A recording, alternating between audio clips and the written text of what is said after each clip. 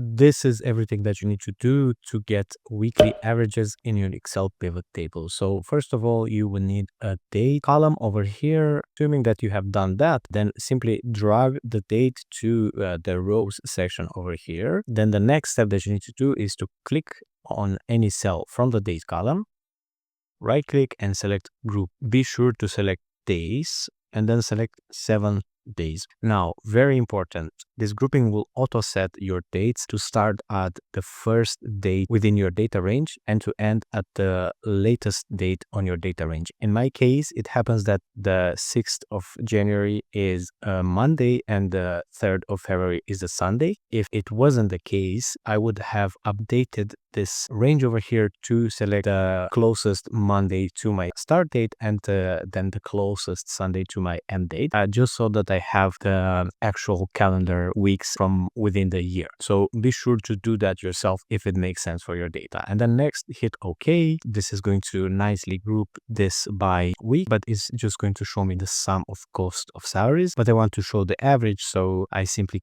click on this one, go to the value section, select cost of salaries, select value field settings, and just pick average from over here. And just like that, I've got my numbers. This was the average cost of salaries for the first 4 weeks of 2025. If you like this video and it helped you, give it a thumbs up, leave a comment. Also leave a comment if it didn't help, and if there's something I can help you with, let me know, and subscribe for more videos like this one.